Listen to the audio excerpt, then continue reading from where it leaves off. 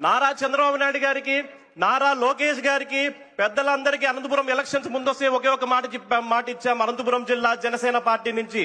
Sir మేము సమిష్టిగా పనిచేసి గెలుపుకి అందరం పనిచేస్తామని చెప్పాం. అదే విధంగా 3 పార్టీలు కలిపి దిగ్విజయంగా పనిచేసి సమిష్టిగా పనిచేస్తే ఈ రోజు అనంతపురం జిల్లాలో 100% స్ట్రైకింగ్ రేట్ తో ఈ కూటమి ముందుకెళ్తుంది.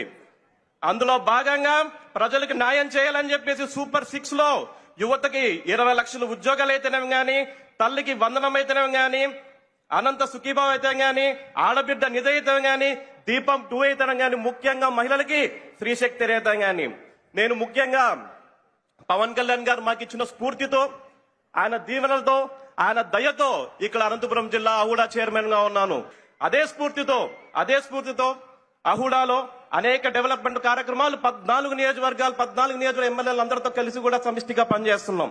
వైసీపీ నాయకులారా వినండి, మా మంత్రి నారాయణ గారి ప్రోత్సాహంతో Anantapuram urban Hindupur development authority అనంతపురంలో షీకేర్ సెంటర్స్ అయితేనేం గానీ, పింక్ టాయిలెట్స్ అయితేనేం గానీ, స్విమ్మింగ్ పూల్స్ అయితేనేం గానీ, గ్రీనరీ అయితేనేం గానీ, అదే విధంగా సెంట్రల్ లైటింగ్ అయితేనేం గానీ అందరం ముందుకెళ్తున్నాం.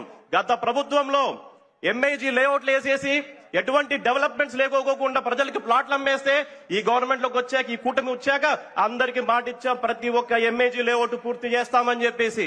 అందులో భాగంగా శంకుస్థాపనలు చేసుకుంటూ వెళ్తున్నాం. అతి త్వరలోనే అన్ని పూర్తి చేస్తామని చెప్పి కూడా తెలియజేసుకుంటూ